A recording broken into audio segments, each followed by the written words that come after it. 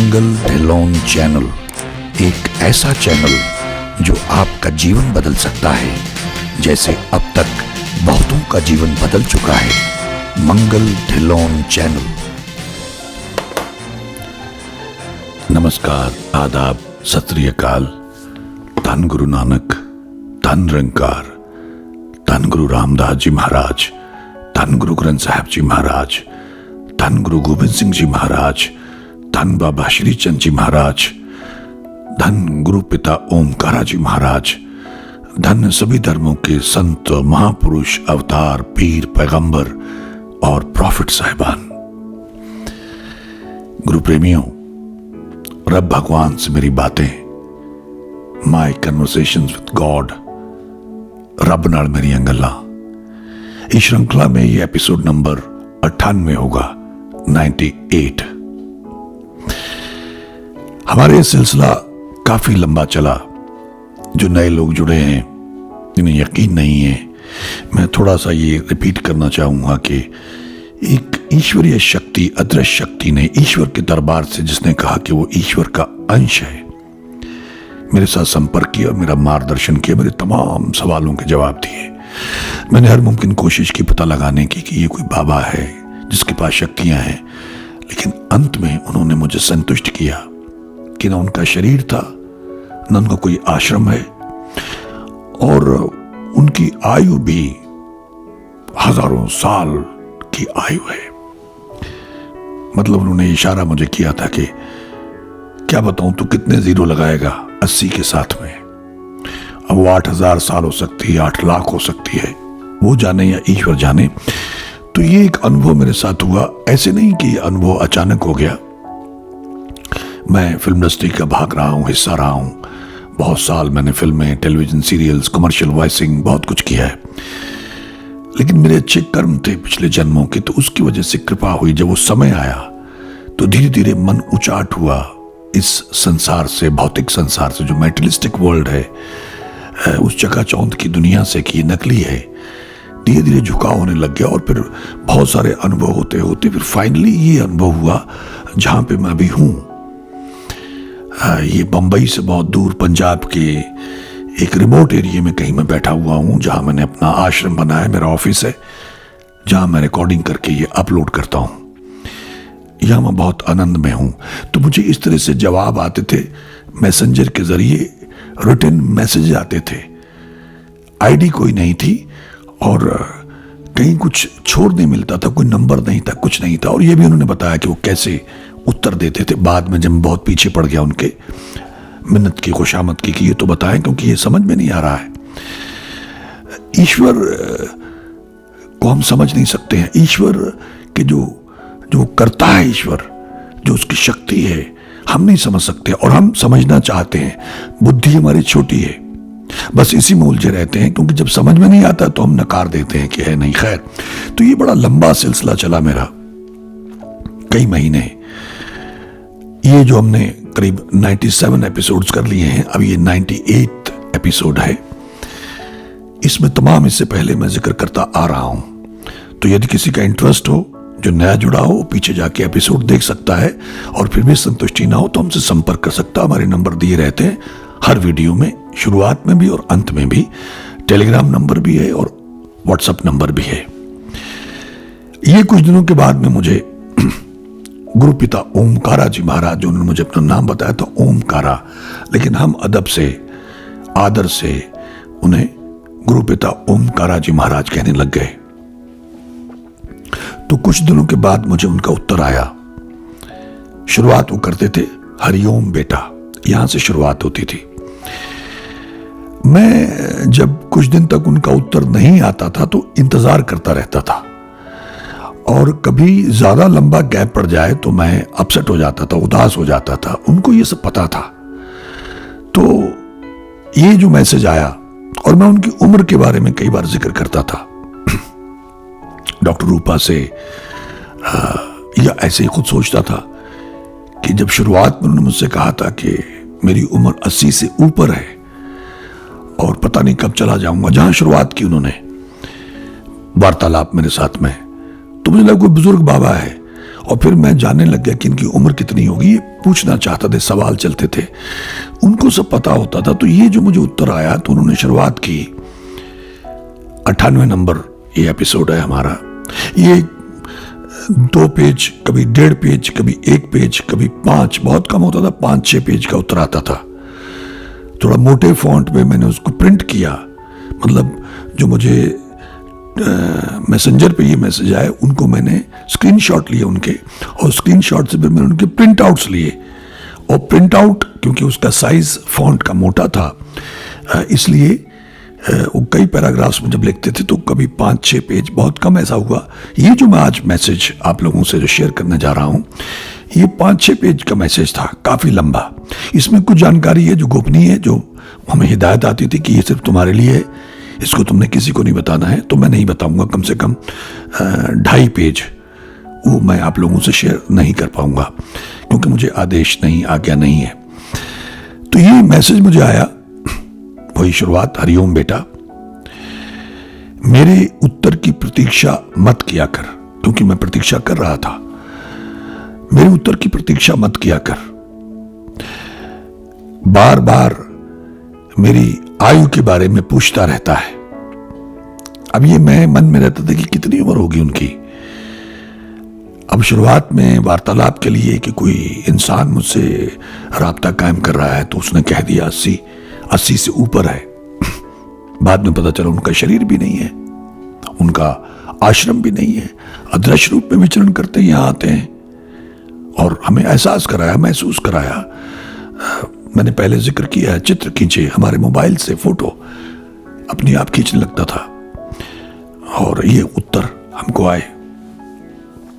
खैर, तो अब उसके बाद उन्होंने लिखा कि आयु के बारे में पूछता रहता। इसके बारे में उन्होंने मुझे कहीं एक बार, शायद आगे आने वाले में कहीं जिक्र करेंगे, मुझे एग्जैक्टली याद नहीं है, पहले जिक्र किया था कि 80 के साथ में जितने जीरो लगा सकता है लगा ले।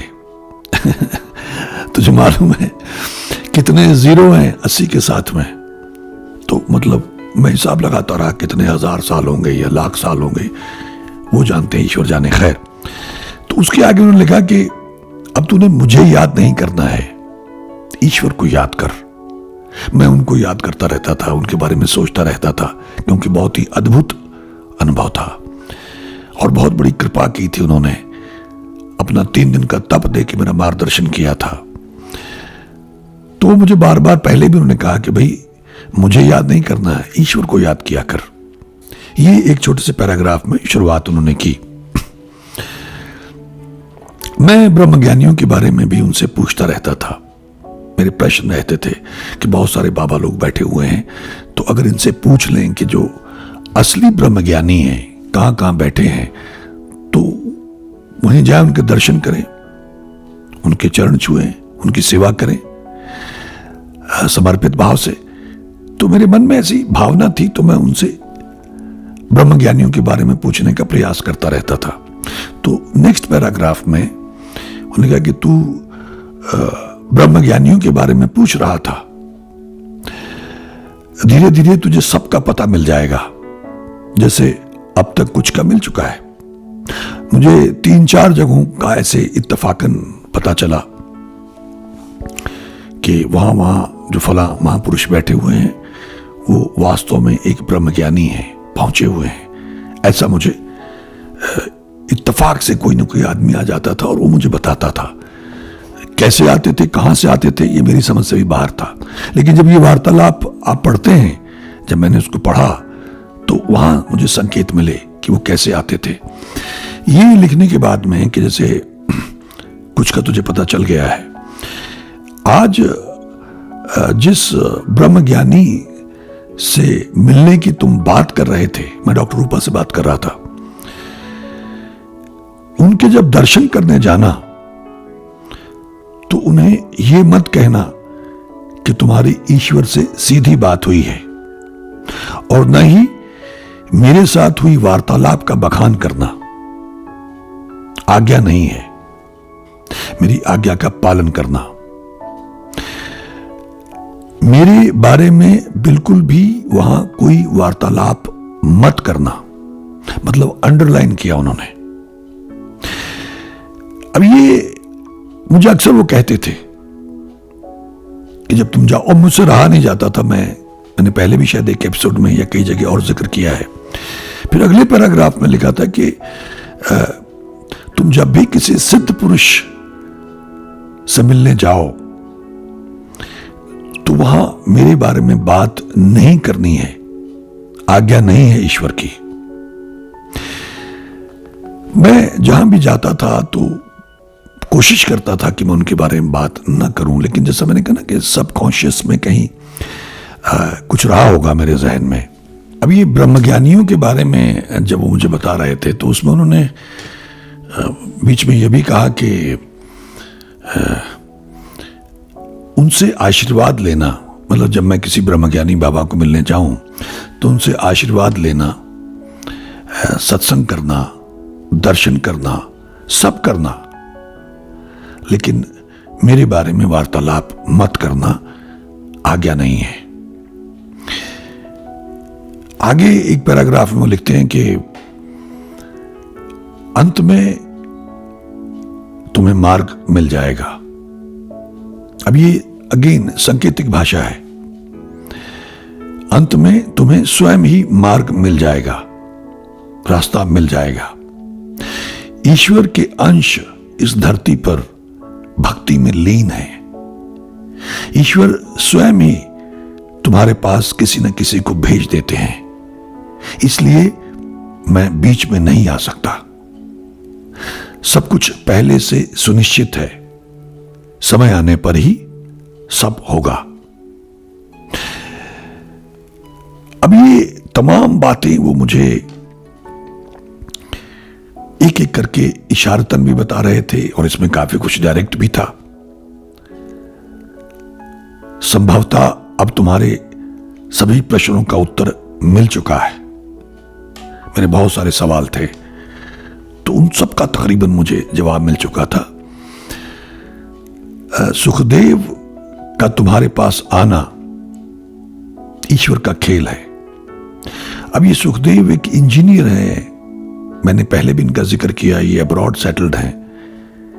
ये मुझे लेके गए थे रामे वाले जो महापुरुष थे उनके पास, और काफी और महापुरुषों के बारे में ये जानते थे, उनका इन्होंने जिक्र किया मुझसे। अब ये ईश्वर ने कैसे विधि बनाई, कैसे वो कैलिफोर्निया से आए, यहां मुझे मिले और फिर उनसे मुझे मिलवाया, तो अब वो उसका जिक्र आ रहा है उनके नाम से कि ईश्वर का खेल है। सुखदेव ने तुमको सब कुछ बता दिया। अब तुम्हें पता है कि आने वाला समय कितना भयंकर है। ये कुछ जानकारी मुझे सुखदेव सिंह जी ने दी, कुछ उनको जो जानकारी मिली कुछ महापुरुषों से वो उन्होंने मुझसे शेयर की। अब ये वहां से रिकन्फर्म हो रहा है, इसलिए कमाल की बात है कि उसका मुझे मिलने आना, सुखदेव सिंह का मुझे मिलने आना ईश्वर का खेल है। वो खुद ही किसी न किसी को मेरे पास भेज देते हैं विधि बना के मुझे बताने के लिए। उसने तुझे सब कुछ बता दिया है। आने वाला समय कितना भयंकर है, कितना भयानक है, अब ये तुझे पता है। उससे आगे वाले पैराग्राफ में तुम गुरु रामदास जी ईश्वर के घर चले जाना बेटा, और साथ में जो और ईश्वर के अंश हैं उनके दर्शन कर लेना। धीरे धीरे तुम्हें सारे सवालों के जवाब मिल जाएंगे। अब मेरे जो सवाल और भी थे ब्रह्मज्ञानियों के बारे में, और मैं ये सोचता था कि अगर मिल जाएं तो फिर बात ही बन जाए।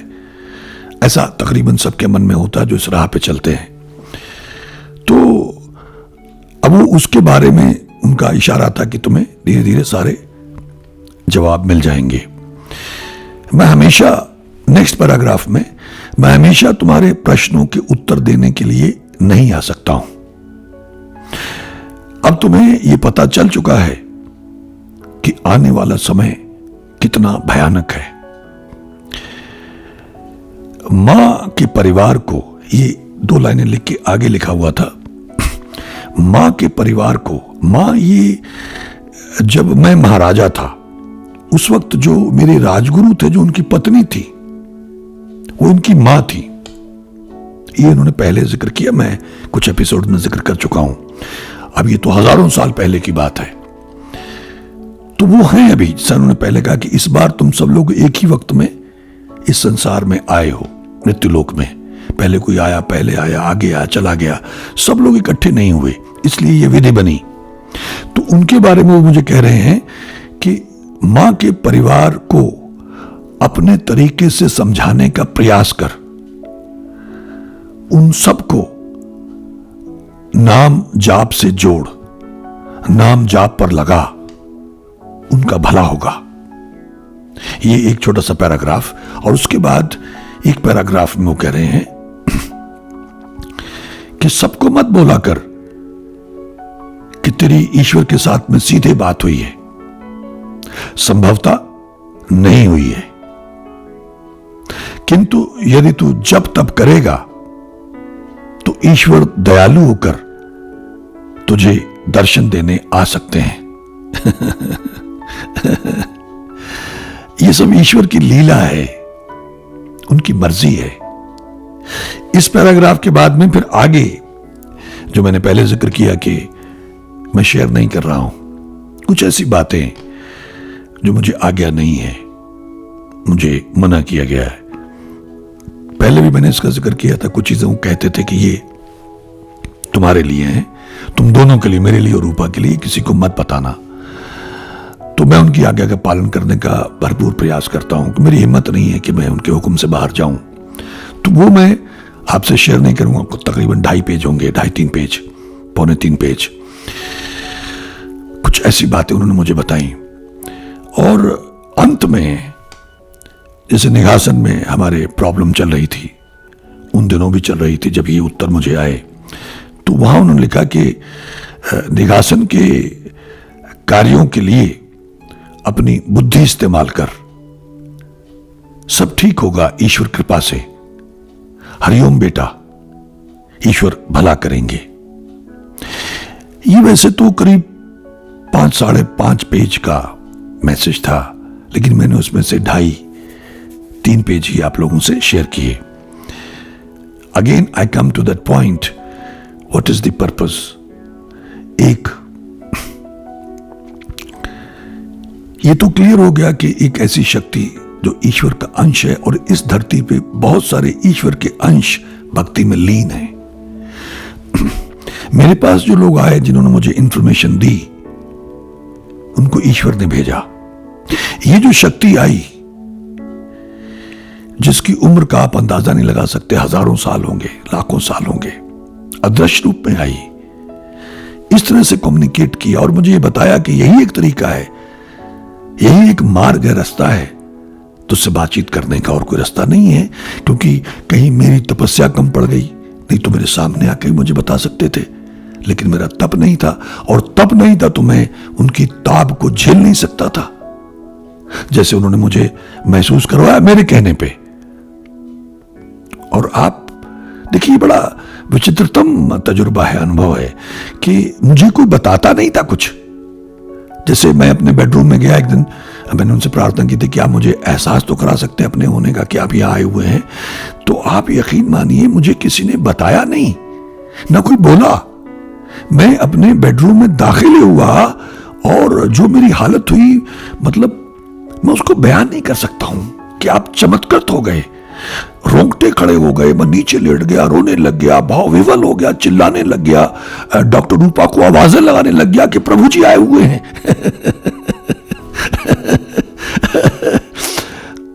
ये किसी ने कहा नहीं था, लेकिन ये एहसास था। एहसास की अपनी एक भाषा है, एहसास को आप शब्दों में बयान ही नहीं कर सकते। तो एक ये कि ये जो सृष्टि है, इसमें जो ईश्वर है, ईश्वर कण कण में विराजमान है, उनके कण भक्ति में लीन है। अगला आने वाला समय बहुत भयानक है। नाम जप, वो मुझे बार बार कहते रहे कि तू मुझे ईश्वर मत बोल, मुझे प्रभु जी मत बोल। ये मैंने पहले कहा हुआ है, लेकिन मैंने कहा जब आपने कहा कि आप ईश्वर के अंश हैं, ईश्वर का कण हैं, ईश्वर से आपकी बात हुई, तो फिर आप मेरे लिए ईश्वर ही हैं। इसलिए मैं कहता तो उसके लिए भी मैं मना करते थे। और जहां भी किसी ब्रह्मज्ञानी के पास, सिद्ध पुरुष के पास, महापुरुष के पास तुझे जाना है तो वहां मेरा जिक्र नहीं करना है। मेरे बारे में तुम्हारी वार्तालाप हुई, तुमने ईश्वर से सीधी बात की, इस बारे में चर्चा नहीं करनी है। अंडरलाइन करके उसको रिपीट करके मुझे कहते थे अलग अलग ढंग से। अब जिस तरह से उन्होंने मुझे गाइड किया, और ये जो कहा कि गुरु रामदास जी ईश्वर के घर चले जाना बेटा, जैसे हम लोग पुरानी कथाएं पढ़ते थे, पुरानी गाथाएं पढ़ते थे, कुछ ऐसा मुझे अनुभव होता है कि एक पिता अपने बच्चे को बता रहा है आने वाले समय के बारे में, आने वाली परिस्थितियों के बारे में, उसकी भयानकता के बारे में। उसमें संकेत भी हैं, इशारे भी हैं और काफी कुछ डायरेक्ट भी है। अब अगर हम लोग पाठ जाप नहीं करते, अगर हम लोग नहीं सुधरते, ईश्वर का नाम नहीं जपते और इसको सीरियसली नहीं लेते, तो ये हमारी मूर्खता होगी, हमारी अज्ञानता होगी, हमारी नादानी होगी, नासमझी होगी। जैसा मैं बार बार ये कहने का प्रयास करता रहता हूं, कई बार लोग, जिस तरह का संसार है कि कुछ हुआ नहीं, तो मैंने जिक्र किया था कि बहुत सारे लोग प्रार्थनाएं करने लगे हुए हैं, माफिया मांगने लगे हुए हैं। ईश्वर के परम प्रिय लोग, भक्त लोग, ब्रह्मज्ञानी लोग जो परम दयालु हैं, वो भी प्रार्थनाएं करने लगे हुए हैं कि थोड़ा और हमको लीज दे दे, थोड़ा और टाइम दे दे मालिक, सुधरने का मौका दे दे। अच्छी बात है, अगर ऐसा हो जाए तो बहुत अच्छी बात है, लेकिन जिस तरह के महापुरुषों ने ये जानकारी दी है और वहां से जो रिकन्फर्मेशन आई है, उसके बाद तो ये क्लियर है। और जो परिस्थितियां बन रही हैं, जो हालात बन रहे हैं, उन सबको देखते हुए हमें और आलस नहीं करना चाहिए। मैं आज आग ताप रहा था बैठा हुआ, और वहीं मैंने डॉक्टर रूपा से कहा कि हम लोग एक ना जगह बना लें, धूना बना लें धोने के लिए। तो धूनी रमा ली, बस वहीं बैठे रहे, जपते रहे, कंबल ले लिया, बैठे रहे, जपते रहे। मैं ये जो कोशिशें कर रहा हूं, हालांकि मुझे इस बात का एहसास होता है, कई बार मैं परेशान होता हूं, मैंने पहले भी जिक्र किया कि मैं ये सब बंद करके बैठ जाना चाहता हूं, जपना चाहता हूं, उसका नाम सुन सुन के, जप जप के, उसको याद कर करके, उसकी उस्तत कर करके आनंद लेना चाहता हूं। और मेरे मन में बड़ी तीव्र इच्छा है कि ये समय कब आएगा, मुझे बड़ी प्रतीक्षा है कि वो समय कब आएगा जब सब छोड़ छाड़ के मैं बैठ जाऊंगा।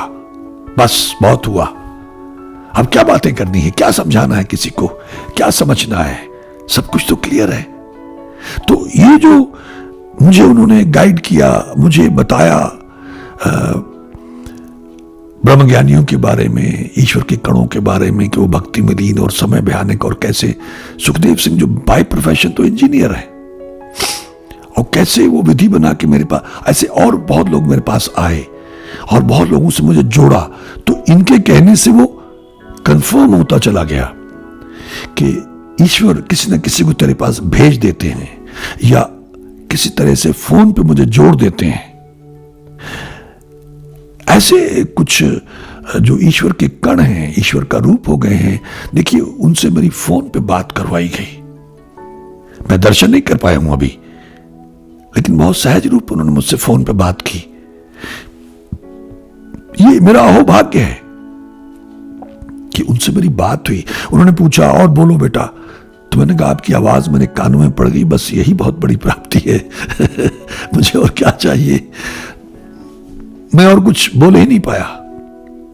इच्छा है उनके दर्शन करने की। उन्होंने मुझे याद भी किया एक दो बार, और संभवतः ईश्वर ने चाहा तो मौसम थोड़ा ठीक हो तो मैं दर्शन करने का अभिलाषी हूं, जाऊंगा और फिर आप लोगों से चर्चा भी करूंगा अगर उनसे आज्ञा मिलती है।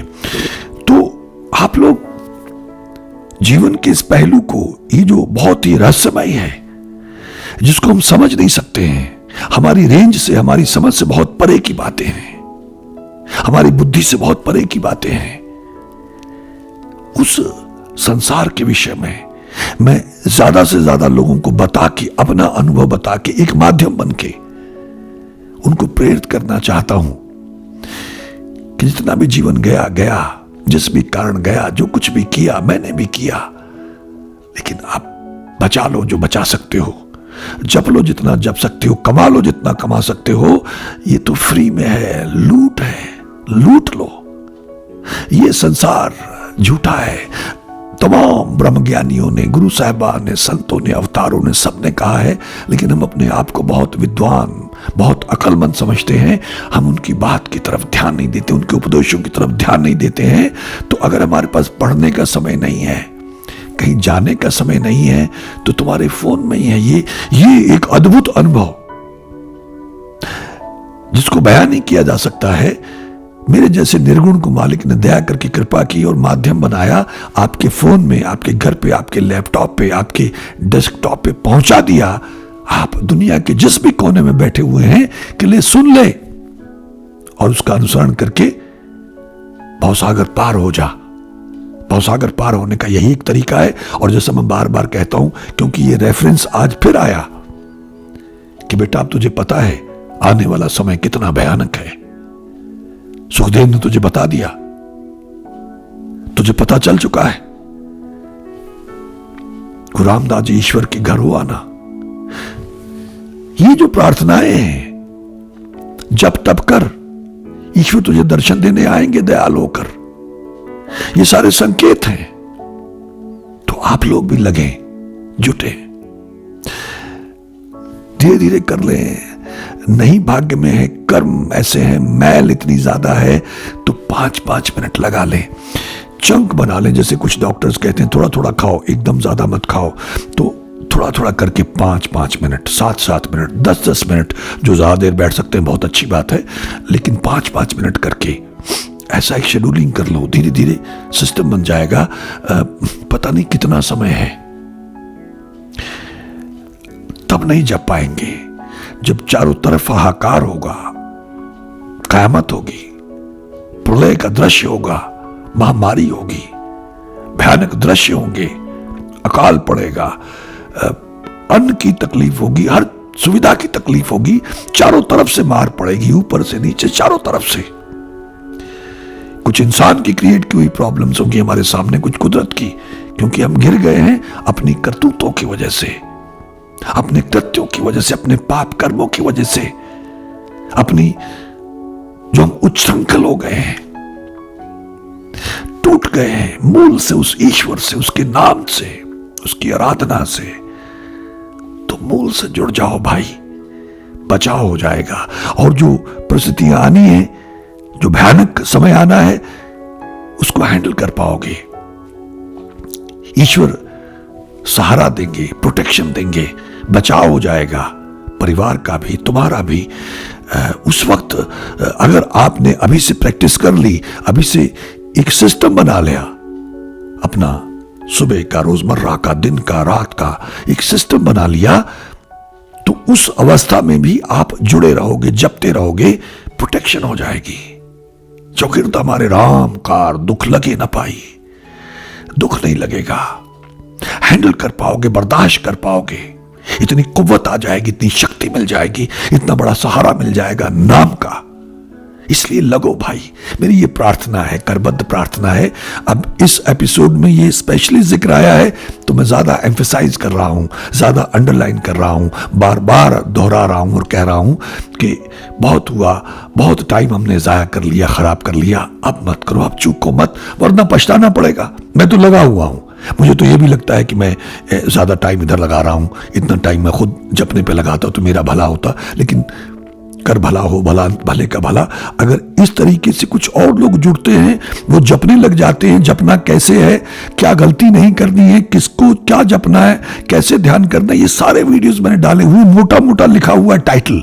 सिर्फ टाइटल्स देखते चले जाएं, कहां ध्यान लगाना है, कैसे करना है, क्या जपना है, ये तगड़ा, और क्या गलतियां करते हैं, क्या नहीं करना, ये सब भी ईश्वर ने मुझे बुलवाया, मैंने बोला हुआ है। ये और महापुरुष ज्ञानी लोग बताते रहते, विद्वान लोग, तो उनको देखिए, वो अगर आपको कुछ जानकारी देते हैं, जैसे अलग अलग लोग अलग अलग समुदायों से जुड़े हुए हैं, तो उनसे जुड़िए या उनसे जुड़ के जान के लगिए। वो विधियां बताते हैं वो करिए, गुरु नानक देव जी की विधि मैंने बार बार बताई है। सुने हैं, दुख पाप का नाश, ईश्वर के नाम को सुनना है, जपना सुनना है, ये शुरुआत है। सूरत से जपना है, ध्यान लगाना है, बाकी तो वो थंब रूल है। अपने धर्म स्थानों में जाएं, नाकड़ के माफी मांगे, धन्यवाद करें, पुण्यदान करें, दया करें, रात को रिपीट पे लगा के सोएं, चलते फिरते उसका नाम जपें, सैर करते काम करते, वाहिगुरु वाहिगुरु, हरि ओम तत्सत, Allahu Akbar, praise the Lord, God is great, जो आपको अच्छा लगता है। लेकिन करो भाई, आदत बना लो, सिस्टम बना लो, सिस्टम में रम जाए, बस जाए, ऑटोमेटिकली चलने लग जाए। मुंह से जब बोलो, मुंह खोलो तो उसका ही नाम निकले, उससे उत्तम और कुछ है नहीं। तभी सांस, तभी समय, तभी जीवन, तभी हर क्षण सार्थक है जब उसका नाम जब भी मुंह खोलें तो हमारे लबों पे हो, जब उसकी याद आए। ऐसा करना शुरू करिए धीरे धीरे, थोड़ा थोड़ा चंग करके। अगर ज्यादा नहीं कर सकते हैं, लगे हुए तो बहुत अच्छी बात, आपको बधाई है, मुबारक हो। लेकिन हम सब लोग करें और सर्वत्र के भले के लिए, पूरी मानवता के भले के लिए प्रार्थना करें, माफिया मांगे। उसमें हम भी आ जाते हैं, सर्वत्र में, सब में हम भी आ जाते हैं। मैं उम्मीद करता हूं कुछ मित्रों की बात पकड़ में आई होगी।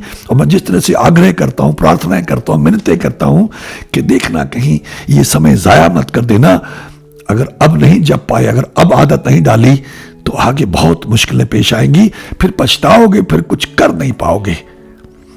कोशिश करिएगा, जो लोग कोशिश करेंगे, प्रयास करेंगे, नाम जपेंगे, ईश्वर से माफिया मांगे, उसका धन्यवाद करेंगे, मैं उनका आभारी रहूंगा। आप सबका बहुत बहुत धन्यवाद। ईश्वर हम सबका भला करे। नमस्कार, जय हिंद, जय भारत। धन गुरु नानक, धन निरंकार, धन गुरु रामदास जी महाराज, धन गुरु ग्रंथ साहब जी महाराज, धन गुरु गोविंद सिंह जी महाराज, धन बाबा श्री चंद जी महाराज, धन गुरु पिता ओमकारा जी महाराज, धन सभी धर्मों के संत, महापुरुष, अवतार, पीर, पैगंबर और प्रॉफिट साहिबान। मंगल ढिल्लोन चैनल एक ऐसा चैनल जो आपका जीवन बदल सकता है, जैसे अब तक बहुतों का जीवन बदल चुका है। मंगल ढिल्लोन चैनल।